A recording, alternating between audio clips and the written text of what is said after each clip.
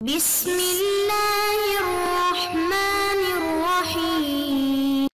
بسم الله الرحمن الرحيم. الحمد لله رب العالمين، والصلاة والسلام على خير خلقه سيدنا مولانا محمد وآلہ واصحابہ اجمعین۔ عزیز طلباء، شرح الجامی کا سبق نمبر 11 پڑھیں گے،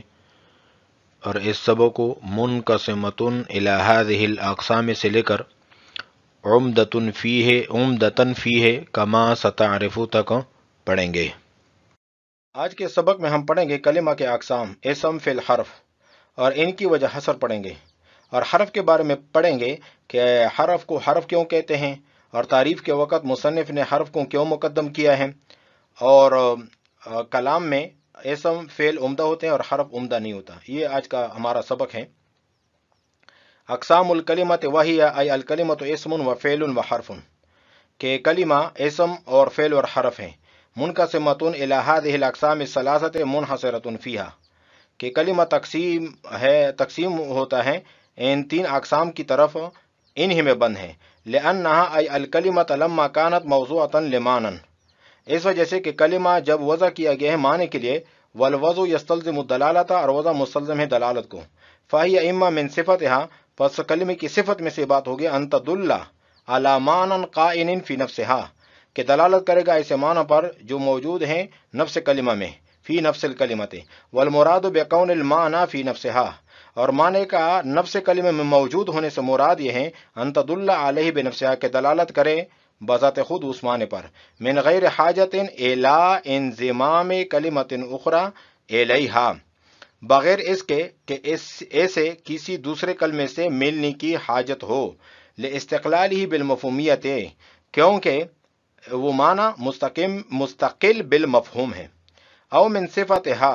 یا کلمے کی صفت میں سے یہ بات ہوگی، ان لا تدل علی معنی فی نفسہا، کہ دلالت نہ کرے گا ایسے معنی پر جو نفس کلمہ میں موجود ہیں، بل تدل علی معنی تحتاج فی الدلالۃ علیہ الی انضمام کلمۃ اخری الیہا، بلکہ اس معنی پر دلالت کرے گا کہ اس پر دلالت کرنے میں وہ دوسرے کلمے سے ملنے کا محتاج ہوگا، لعدم استقلالہ بالمفہومیت، کیونکہ وہ معنی مستقل بالمفہوم نہیں، وسیجیء تحقیق ذالک، اور اس کے تحقیق کا ذکر انشاءاللہ آئے گا، فی بیان حد الاسم، اسم کی تعریف کے بیان میں، انشاءاللہ تعالی انشاءاللہ۔ القسم الثانی وہو ما لا يدل علی معنی فی نفسہا الحرف، قسم ثانی وہ ہیں کہ جو دلالت نہ کرے ایسے معنی پر جو نفس کلمہ موجود ہیں، وہ حرف ہیں، کا من و الا، جس طرح کہ من و الا، فإنہما یحتاجان فی الدلالۃ علی معنیہما، کیونکہ یہ دونوں محتاج ہیں دونوں معنی پر دلالت میں، اعنی، میں مراد لیتا ہوں الابتداء والانتہا، جس طرح کہ من کا معنی ابتدا ہے اور الا کا معنی انتہا ہے، الی کلمۃ اخری، دوسرے کلمے کی طرف، کل بصرت والکوفۃ، جس طرح کہ بصرہ اور کوفہ، فی قولک، آپ کے اس قول میں، سرت من البصرۃ الی الکوفۃ، کہ میں نے سفر کیا بصرہ سے کوفہ کی طرف، کوفہ تک، وانما سمی ھذا القسم حرفا، اور ان کا نام رکھا گیا ہے اس قسم کا حرف، لأن الحرف فی اللغت الطرف، کیونکہ حرف لغت میں کہتے ہیں طرف کو، کنارے کو، جانب کو، وہو فی طرف، اور حرف بھی کنارے پر ہوتا ہے، ای فی جانب مقابل للاسم والفعل، کیونکہ حرف بھی کنارے پر ہوتا ہے اور مقابل ہوتا ہے اسم اور فعل کا، حیث یقعان عمدۃ فی الکلام، اس حیثیت سے کہ اسم اور فعل یہ واقع ہوتے ہیں عمدہ کلام میں، وہو لا یقع عمدۃ فیہ، اور حرف جو ہیں واقع نہیں ہوتا عمدہ کلام میں، کما ستعرف، جس طرح کہ آپ پہچان لیں گے، آپ سمجھ لیں گے۔ اقسام الکلمۃ،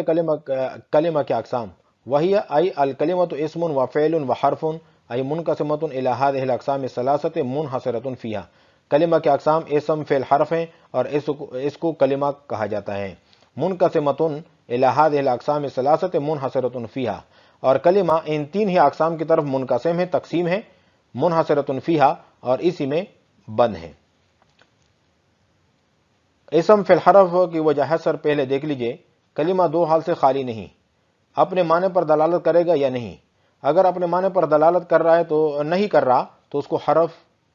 کہتے ہیں۔ اگر اپنے معنی پر دلالت کر رہا ہے تو پھر دو حال سے خالی نہیں، تینوں زمانوں میں سے کوئی زمانہ پایا جائے گا یا نہیں۔ اگر تینوں زمانوں میں سے کوئی زمانہ پایا جا رہا ہے تو اس کو فعل کہتے ہیں، اگر تینوں زمانوں میں سے کوئی زمانہ نہیں پایا جا رہا تو اس کو اسم کہتے ہیں۔ لأنها أي الكلمة لما كانت موضوعة لمعنى والوضع يستلزم الدلالة۔ یہاں سے ایک اشکال ہو رہا ہے۔ اشکال یہ ہے کہ مصنف نے کلمہ کی تقسیم اس طرح کی ہے کہ اسم، فعل، حرف،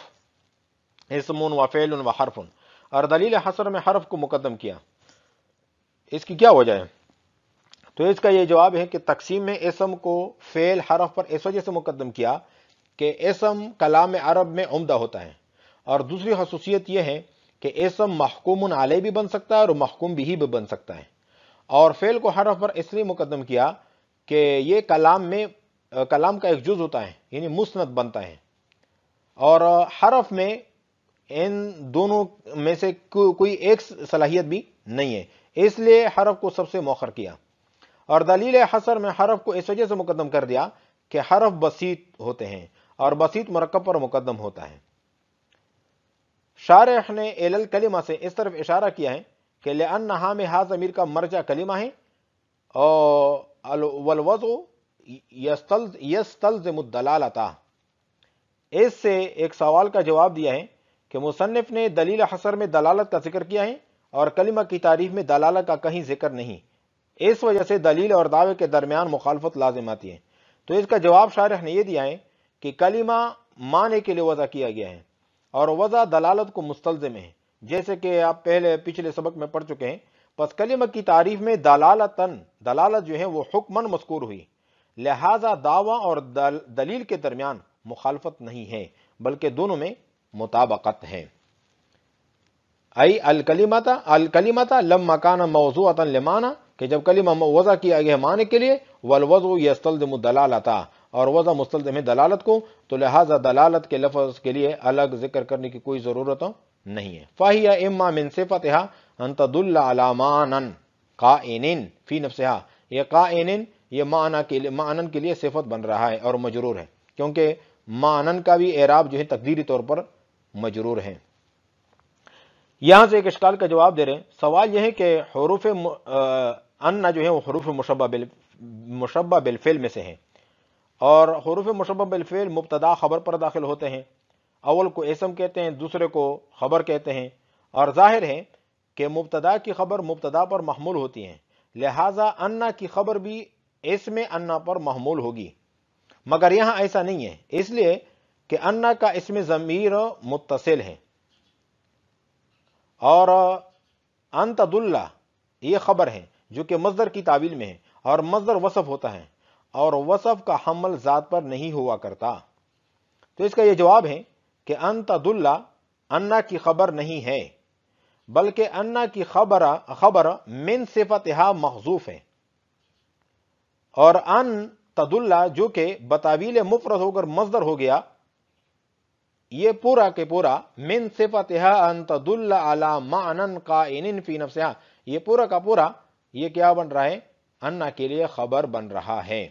تو لہذا یہاں پر کوئی یہ اعتراض وارد نہیں ہو رہا کہ یہاں پر حمل وصف کا ہو رہا ہے ذات پر۔ دوسری بات یہ ہے کہ قائن کو اس لیے مقدر نکالا فی نفسہا، اس کے متعلق ہیں، اور قائن اپنے متعلق سے مل کر معنی کی صفت ہیں، اس سے فی نفس الکلمہ کہہ کر بتا دیا کہ فی نفسہا میں ہا ضمیر کا مرجع کلمہ ہے۔ پھر اعتراض وارد ہوتا ہے کہ معنی کے نفس کلمہ میں ہونے کے معنی یہ ہے کہ معنی کلمہ کے لیے مدلول علیہ ہے، اور یہی معنی بعینہ قول مصنف ان تدل کی بھی ہے، لہذا مصنف کی عبادت میں تکرار لازم آتا ہے، جس کا جواب شارح نے یہ دیا ہے والمراد کہہ کر دے دیا، یعنی معنی کے نفس کلمہ میں ہونے کا مطلب یہ ہے کہ معنی کلمہ کا مدلول علیہ ہے، کسی دوسرے کلمے کے ملانے کی حاجت نہیں، کیونکہ کلمہ کا معنی مستقل بالمفہوم ہے، یعنی اس کے معنی بغیر کسی ضم ضمیمہ دوسرے کلمے کے ملائے بغیر سمجھ میں آ جاتے ہیں۔ اور ان تدل کا مفہوم یہ ہے کہ معنی مدلول علیہ مطلق کلمہ کا ہے، عام ازی کہ مستقل بالمفہومیت ہو یا نہ ہو۔ پس مصنف کی عبارت میں تکرار لازم نہیں آ رہی۔ فہی اما من صفتھا ان تدل علی معنی کائن فی نفسھا، کہ کلمہ کی صفت میں سے یہ بات ہوگی کہ ان تدل علی معنی قائن فی نفسھا، کہ دلالت کرے گا ایسے معنی پر کہ جو موجود ہیں کلمہ کے نفس میں، یعنی نفس کلمہ میں۔ المراد بکون المعنی فی نفسھا، اور معنی کا نفس کلمہ میں ہونے سے مراد کیا ہے، یہ ابھی بتانا چاہ رہے ہیں کہ ان تدل علیہ بنفسھا، کے دلالت کرے اس معنی پر بذات خود دوسرے کلمے کا دلالت میں محتاج نہ ہو، من غیر حاجت الی انضمام کلمۃ اخری الیہا لاستقلالہ بالمفہومیت، کہ اس سے کسی دوسرے کلمے سے ملنے کا احتیاج نہ ہو، لاستقلالی بالمفہومیت، کیونکہ کلمہ مستقل بالمفہوم ہوتا ہے، او من صفتھا، یا کلمہ کی صفت میں سے یہ بات ہوگی کہ لا تدل علی معنی فی نفسھا، کہ وہ معنی جو نفس کلمہ موجود ہے اس پر دلالت نہیں کرے گا، بل تدل علی معنی تحتاج فی الدلالۃ علیہ الی انضمام کلمۃ اخری، بلکہ محتاج ہوگا دوسرے کلمے کا بھی اس معنی پر دلالت کرنے میں محتاج ہوگا، لعدم استقلالہ بالمفہومیت، کیونکہ لعدم استقلالہ بالمفہومیت، کیونکہ یہ مستقل بالمفہوم نہیں ہوتا۔ وسیجیء تحقیق ذلک فی بیان حد الاسم انشاء اللہ تعالی، اور اس کی تحقیق انشاءاللہ اسم کے تعریف کے بیان میں ذکر کی جائیں گی۔ القسم الثانی وهو ما لا يدل على معنى في نفسها الحرف، یہاں سے مصنف نے القسم کا لفظ جو ہے محذوف کو مذکور کیا ہوا ہے۔ اصل میں بتانا مقصود یہ ہے کہ الثانی کلمہ کی صفت نہیں ہے، کہ یہ اعتراض وارد ہو کہ کلمہ مؤنث ہے اور الثانی مذکر ہے، لہذا موصوف صفت میں مطابقت نہیں رہی، بلکہ الثانی القسم کی صفت ہے جس کا مصداق لا تدل ہے،